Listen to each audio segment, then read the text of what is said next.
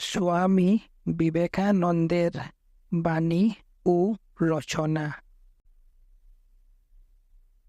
সূত্রার্থ ৩৫। যে সকল সমাধিতে কতকগুলি অলৌকিক ইন্দ্রিয় বিষয়ের অনুভূতি হয়, সেই সকল সমাধি মনের স্থিতির কারণ হইয়া থাকে। ধারণা অর্থাৎ একাগ্রতা হইতেই ইহা আপনা আপনি আসিতে থাকে। যোগীরা বলেন, যদি নসিকাগ্রে মন একাগ্র করা যায়, তবে কিছু দিনের মধ্যেই অদ্ভুত সুগন্ধ অনুভব করা যায়। ওই রূপে জিহ্বা মূলে মনকে একাগ্র করিলে সুন্দর শব্দ শুনিতে পাওয়া যায়। জিহ্বাগ্রে এইরূপ করিলে দিব্য রসাস্বাদ হয়। জিহ্বা মধ্যে মন সংযম করিলে বোধ হয় কি এক বস্তু স্পর্শ করিলাম। তালুতে মন সংযম করিলে দিব্য রূপ সকল দেখিতে পাওয়া যায়। কোন অস্থির চিত্ত ব্যক্তি যদি এই যুগের কিছু সাধন অবলম্বন করিয়া উহার সত্যতায় সন্দিহান হয়, তখন কিছু দিন সাধনার পর এই সকল অনুভূতি হইতে থাকিলে তাহার আর সন্দেহ থাকিবে না। তখন সে অধ্যবসায় সহকারে সাধন করিতে থাকিবে। সূত্রার্থ ৩৬। সুখরহিত জ্যোতিষ্মান পদার্থের ধ্যানের দ্বারাও সমাধি হয়। ইহা আরও এক প্রকার সমাধি। এই রূপ ধ্যান কর যে হৃদয়ের মধ্যে যেন একটি পদ্ম রহিয়াছে, তাহার পাপড়ি অধুমুখে উহার মধ্য দিয়া সুষুম্না গিয়াছে। তারপর পূরক কর।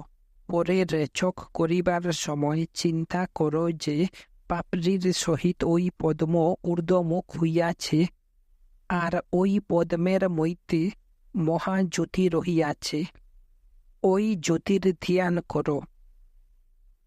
অথবা যে হৃদয় সমুদয় ইন্দ্রিয় বিষয়ে আসক্তি পরিত্যাগ করিয়াছে, তাহার ধ্যানের দ্বারাও চিত্ত স্থির হইয়া থাকে। কোন সাধু পুরুষের কথা ধরো, কোন মহাপুরুষ যাহার প্রতি তোমার খুব শ্রদ্ধা আছে, কোন সাধু যাহাকে তুমি সম্পূর্ণরূপে অনাসক্ত বলিয়া জানো, তাহার হৃদয়ের বিষয়ে চিন্তা করো। যাহার অন্তঃকরণ সর্ব বিষয়ে অনাসক্ত হইয়াছে, তাহার অন্তরের বিষয়ে চিন্তা করিলে তোমার অন্তঃকরণ শান্ত হইবে। ইহা যদি করিতে সমর্থ না হও, তবে আরও এক উপায় আছে। সূত্রার্থ ৩৮। অথবা স্বপ্নাবস্থায় কখনো কখনো যে অপূর্ব জ্ঞান লাভ হয়, তাহার এবং নিদ্রা বা সুষুপ্তি অবস্থায় লব্ধ সাত্ত্বিক সুখের ধ্যান করিলেও চিত্ত প্রশান্ত হয়। কখনো কখনো লোকে এই রূপ স্বপ্ন দেখে যে তাহার নিকট দেবতারা আসিয়া কথাবার্তা কহিতেছেন, সে যেন এক রূপ ভাবাবেশে বিভোর হইয়া রহিয়াছে। বায়ুর মধ্য দিয়া অপূর্ব সঙ্গীত ধ্বনি ভাসিয়া আসিতেছে, সে তাহা শুনিতেছে। ওই স্বপ্নাবস্থায় সে একরূপ আনন্দের ভাবে থাকে। জাগরণের পর ওই স্বপ্ন তাহার অন্তরে দৃঢ়বদ্ধ হইয়া থাকে। ওই স্বপ্নটিকে সত্য বলিয়া চিন্তা করো, উহার ধ্যান করো। তুমি যদি ইহাতেও সমর্থ না হও, তবে যে কোনো পবিত্র বস্তু তোমার ভালো লাগে তাহাই ধ্যান করো। সূত্রার্থ ৩৯। অথবা যে কোনো জিনিস তোমার নিকট ভালো বলিয়া বোধ হয়, তাহারই ধ্যান দ্বারা সমাধি লাভ হয়। অবশ্য ইহাতে এমন বুঝাইতেছে না যে কোনো অসৎ বিষয়ে ধ্যান করিতে হইবে। কিন্তু যে কোনো সৎ বিষয় তুমি ভালোবাসো, যে কোনো স্থান তুমি খুব ভালোবাসো, যে কোনো দৃশ্য তুমি খুব ভালোবাসো, যে কোনো ভাব তুমি খুব ভালোবাসো, যাহাতে তোমার চিত্ত একাগ্র হয়, তাহারই চিন্তা করো। সূত্রার্থ 40। এই রূপ ধ্যান করিতে করিতে পরমাণু হইতে পরম বৃহৎ পদার্থে পর্যন্ত তাহার মন অব্যাহত গতি লাভ করে। মন এই অভ্যাসের দ্বারা অতি সূক্ষ্ম হইতে বৃহত্তম বস্তু পর্যন্ত সহজে ধ্যান করিতে পারে। তাহা হইলেই মনোবৃত্তি রূপ মনের তরঙ্গগুলিও ক্ষীণতর হইয়া আসে। সূত্রার্থ 41। যে যোগীর চিত্তবৃত্তিগুলি এইরূপ ক্ষীণ হইয়া যায়, অর্থাৎ বশীভূত হয়, তাহার চিত্ত তখন যেমন শুদ্ধ স্ফটিক ভিন্ন ভিন্ন বর্ণযুক্ত বস্তুর সম্মুখে তৎসদৃশ বর্ণ ও আকার ধারণ করে, সেই রূপ গ্রহিতা গ্রহণ ও গ্রাহ্য বস্তুতে, অর্থাৎ আত্মা মন ও বাহ্য বস্তুতে একাগ্রতা ও একই ভাব প্রাপ্ত হয়। এই রূপ ক্রমাগত ধ্যান করিতে করিতে কি লাভ হয়? আমাদের অবশ্যই স্মরণ আছে যে পূর্বে এক সূত্রে পতঞ্জলি ভিন্ন ভিন্ন প্রকার সমাধির কথা বর্ণনা করিয়াছেন। প্রথম সমাধি স্থূল বিষয় লইয়া, দ্বিতীয়টি সূক্ষ্ম বিষয় লইয়া, পরে ক্রমশ আরও সূক্ষ্মানুসূক্ষ্ম বস্তু আমাদের সমাধির বিষয় হয়, তাহাও পূর্বে কথিত হইয়াছে। এই সকল সমাধির অভ্যাস দ্বারা স্থূলের ন্যায় সূক্ষ্ম বিষয়ও আমরা সহজে ধ্যান করিতে পারি। এই অবস্থায় যোগী তিনটি বস্তু দেখিতে পান: গ্রহিতা, গ্রাহ্য ও গ্রহণ, অর্থাৎ আত্মা, বিষয় ও মন। তিন প্রকার ধ্যানের বিষয় আমাদিগকে দেওয়া হইয়াছে। প্রথমত স্থূল, যথা শরীর বা জড় পদার্থ সমুদয়। দ্বিতীয়ত সূক্ষ্ম বস্তু সমুদয়, যথা মন বা চিত্তাদি।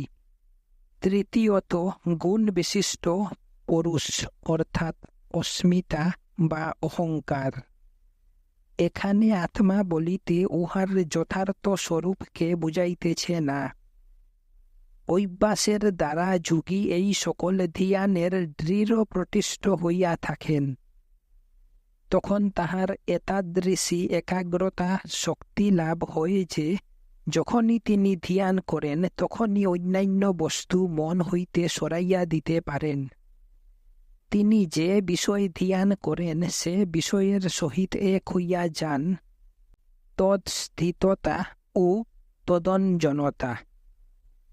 যখন তিনি ধ্যান করেন তিনি যেন এক খণ্ড স্ফটিক তুল্য হইয়া যান।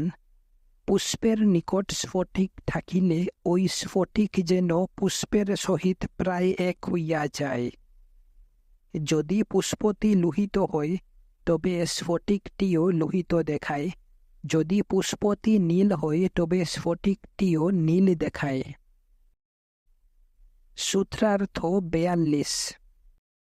শব্দ, অর্থ ও তৎপ্রসূত জ্ঞান যখন মিশ্রিত হইয়া থাকে তখনই তাহা স্ববিতর্ক, অর্থাৎ বিতর্কযুক্ত সমাধি বলিয়া কথিত হয়। এখানে শব্দ অর্থে কম্পন, অর্থ অর্থে যে স্নায়বিক শক্তি প্রবাহ উহাকে লইয়া ভিতরে চালিত করে, আর জ্ঞান অর্থে প্রতিক্রিয়া। আমরা এ পর্যন্ত যত প্রকার ধ্যানের কথা শুনিলাম, পতঞ্জলি এ সবগুলিকেই স্ববিতর্ক বলেন। ইহার পর তিনি আমাদিগকে ক্রমশ আরও উচ্চ উচ্চ ধ্যানের কথা বলিবেন। এই স্ববিতর্ক সমাধিতে আমরা বিষয়ী ও বিষয় এই দ্বৈতভাব রক্ষা করি। শব্দ উহার অর্থ ও তৎপ্রসূত জ্ঞানের মিশ্রণে উহা উৎপন্ন হয়।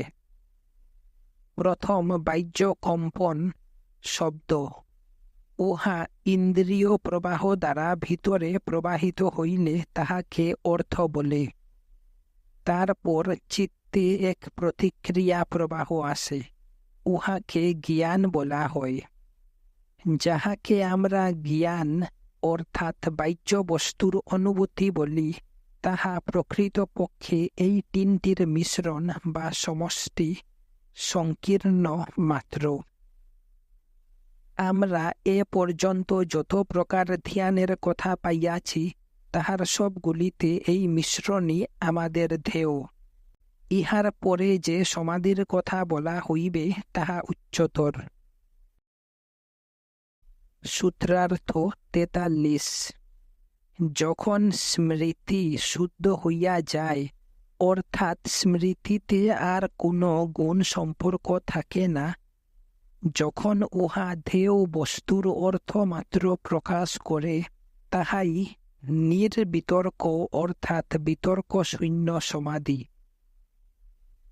পূর্বে যে শব্দ, অর্থ ও জ্ঞানের কথা বলা হইয়াছে, এই তিনটি একত্র অভ্যাস করিতে করিতে এমন এক সময় আসে যখন উহারা আর মিশ্রিত হয় না। তখন আমরা অনায়াসে এই ত্রিবিধ ভাবকে অতিক্রম করিতে পারি। এখন প্রথমত এই তিনটি কি, তাহা আমরা বুঝিতে বিশেষ চেষ্টা করিব। চিত্তের কথা ধরা যাওক। পূর্বের সেই হ্রদের উপমার কথা স্মরণ করো। চিত্তকে হ্রদের সহিত তুলনা করা হইয়াছে, আর শব্দ বা বাক্য অর্থাৎ বস্তুর কম্পন যেন উহার উপর একটি তরঙ্গের ন্যায় আসিতেছে। তোমার নিজের মধ্যেই ওই স্থির হ্রদ রহিয়াছে। মনে করো আমি গো এই শব্দটি উচ্চারণ করিলাম। যখনই উহা তোমার কর্ণে প্রবেশ করিল, সঙ্গে সঙ্গে তোমার চিত্ত হ্রদে একটি তরঙ্গ উত্থিত হইল। ওই তরঙ্গটি গো শব্দসূচিত ভাব। আমরা উহাকেই আকার বা অর্থ বলিয়া থাকি।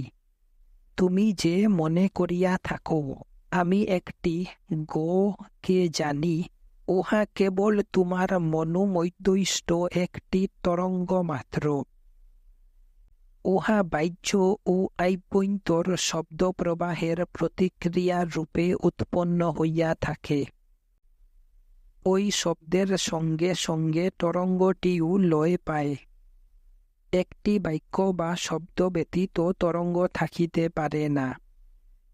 অবশ্য তোমার মনে হইতে পারে যে, যখন কেবল বিষয়ে চিন্তা করো অথচ বাহির হইতে কোনো শব্দ কানে আসে না, তখন শব্দ থাকে কোথায়? তখন ওই শব্দ তুমি নিজে নিজেই করিতে থাকো। তুমি তখন নিজের মনে মনেই এই শব্দটি আস্তে আস্তে বলিতে থাকো। তাহা হইতেই তোমার অন্তরে একটি তরঙ্গ উত্থিত হয়। শব্দের উত্তেজনা ব্যতীত কোনো তরঙ্গ উঠিতে পারে না।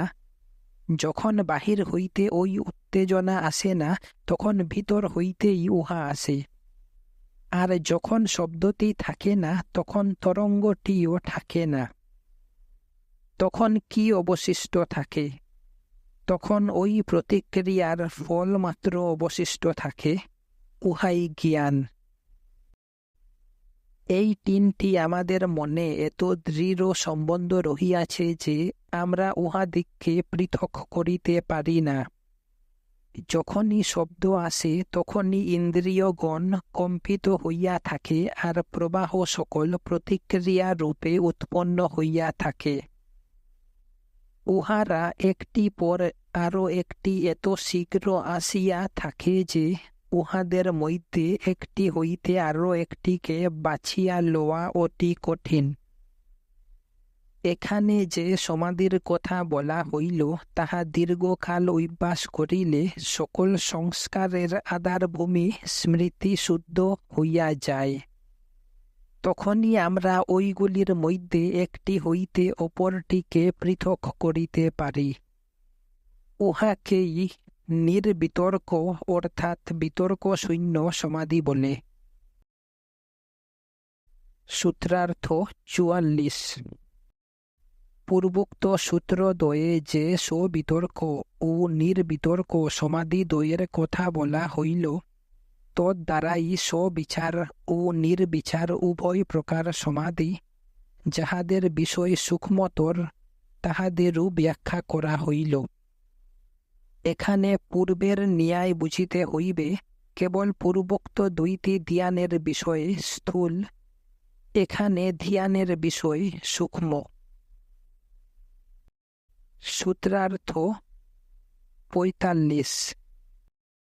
সূক্ষ্ম বিষয়ে অলিঙ্গে অর্থাৎ অব্যক্ত বা প্রধানে প্রকৃতিতে পর্যবসিত হয়।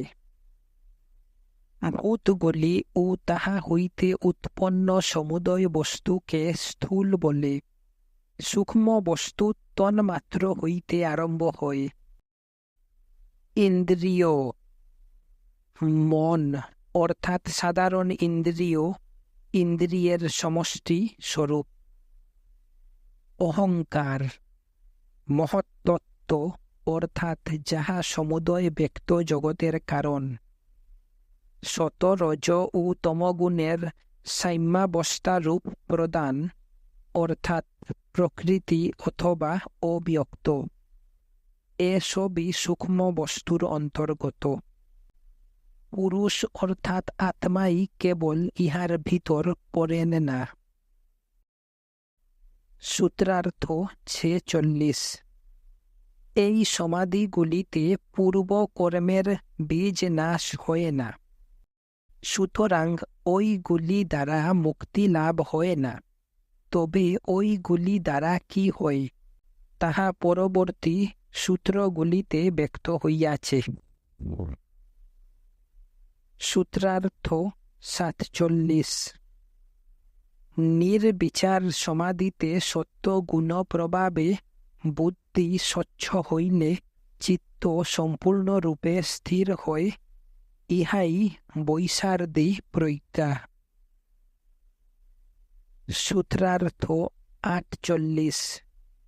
উহাতে যে জ্ঞান লাভ হয় তাহাকে ঋতম্বর অর্থাৎ সত্যপূর্ণ জ্ঞান বলে। পর সূত্রে ইহা ব্যাখ্যাত হইবে। সূত্রার্থ ৪৯। যে জ্ঞান বিশ্বস্ত জনের বাক্য অর্থাৎ আপ্তবাক্য ও অনুমান হইতে লব্ধ হয়, তাহা সাধারণ বস্তু বিষয়ক।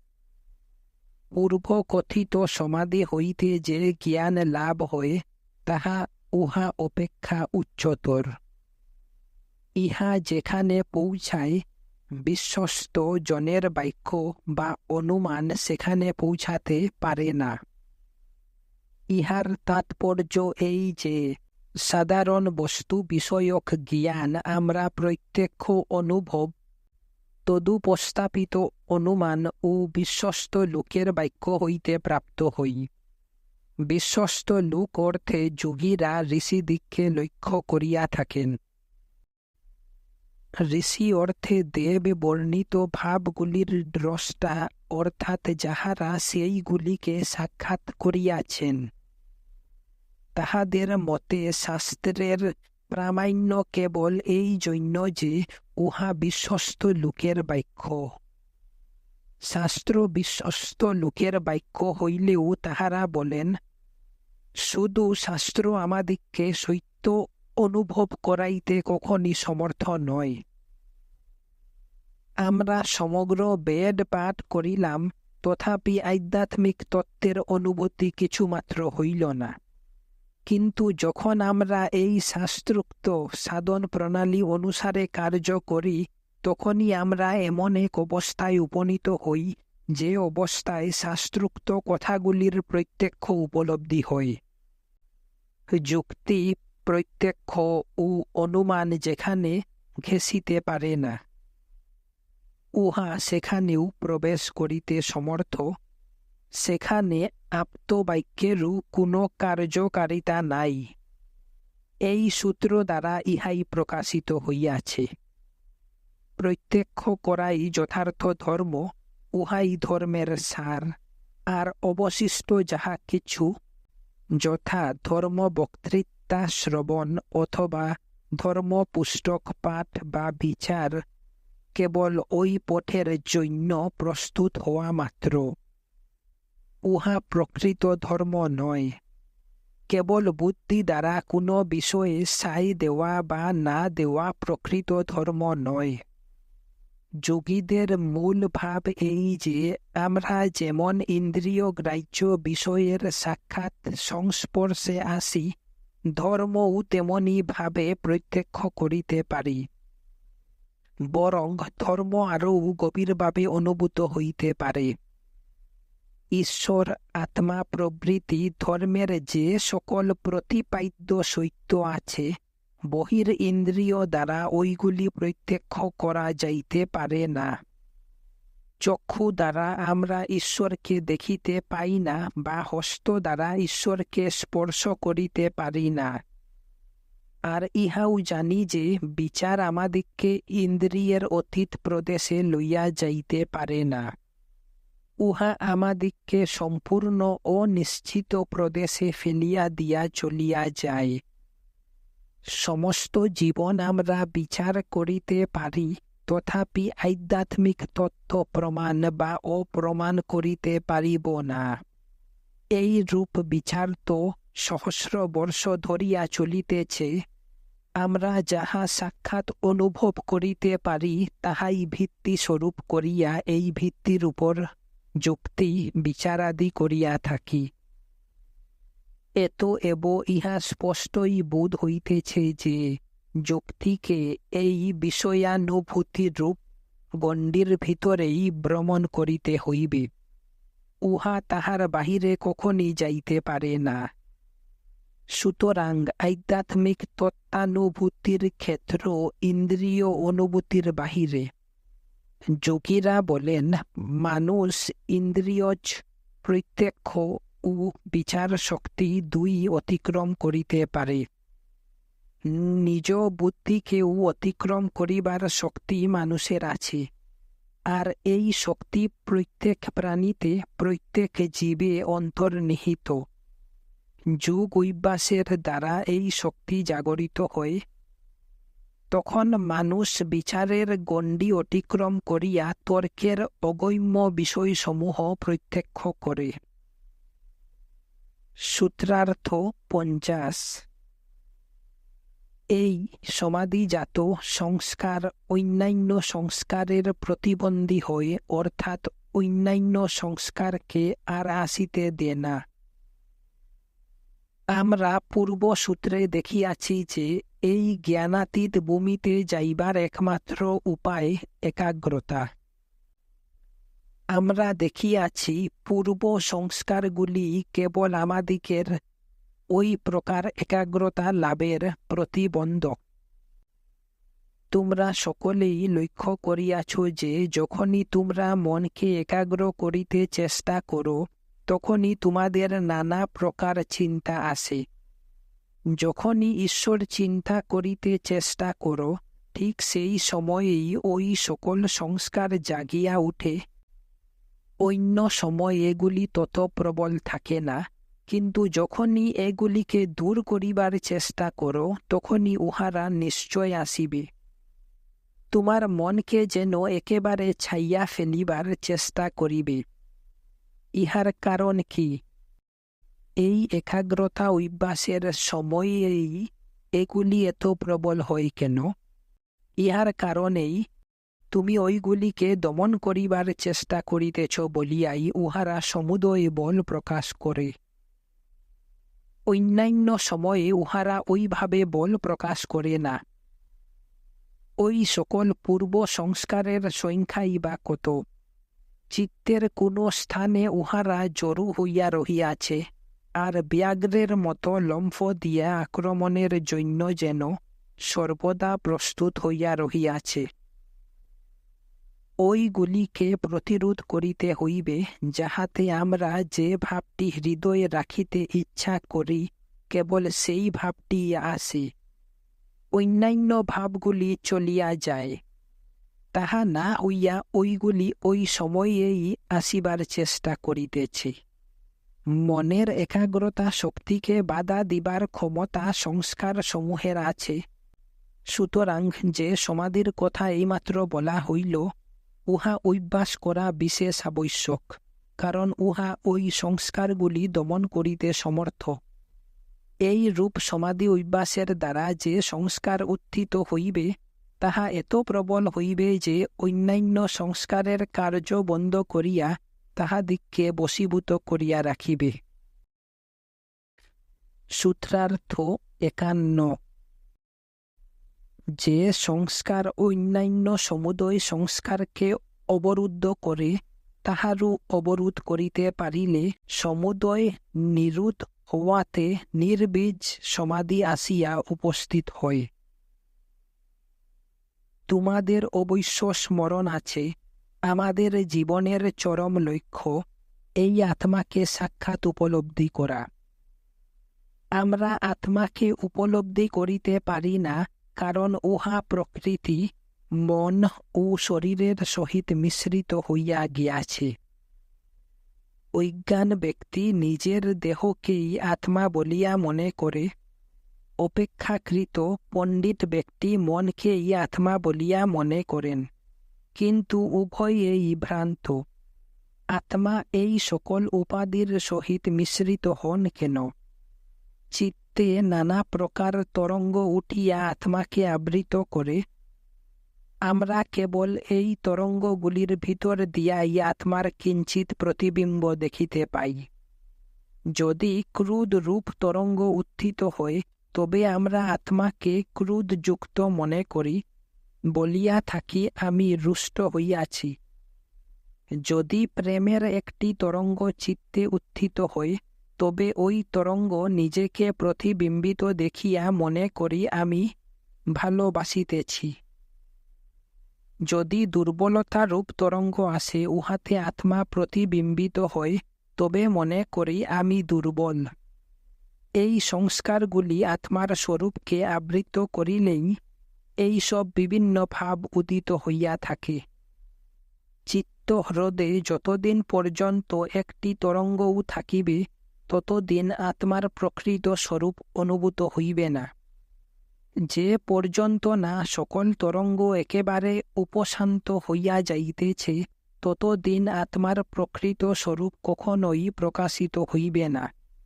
এই কারণেই পতঞ্জলি প্রথমেই শিক্ষা দেন এই তরঙ্গ রূপ বৃত্তিগুলি কি, তারপর বলেন এইগুলি দমন করিবার শ্রেষ্ঠ উপায় কি। তৃতীয়ত শিক্ষা দিলেন, যেমন এক বৃহৎ অগ্নি ক্ষুদ্র অগ্নিকে গ্রাস করে, তেমনি একটি তরঙ্গকে কিভাবে এত প্রবল করা যায় যাহাতে অপর তরঙ্গগুলি একেবারে উহাতে লুপ্ত হইয়া যায়। যখন একটি মাত্র তরঙ্গ অবশিষ্ট থাকিবে, তখন উহাকেও দমন করা সহজ হইবে। যখন উহাও চলিয়া যাইবে, তখনই সেই সমাধিকে নির্বীজ সমাধি বলে। তখন আর কিছুই থাকিবে না, আত্মা নিজ স্বরূপে নিজ মহিমায় অবস্থান করিবেন। আমরা তখনই জানিতে পারিব আত্মা মিশ্র বা যৌগিক পদার্থ নন। আত্মাই জগতে একমাত্র নিত্য ও মিশ্র মৌলিক পদার্থ। সুতরাং জন্মও নাই, মৃত্যু নাই। আত্মা অমর, অবিনশ্বর, নিত্য, চৈতন্য ঘন, সত্তা স্বরূপ।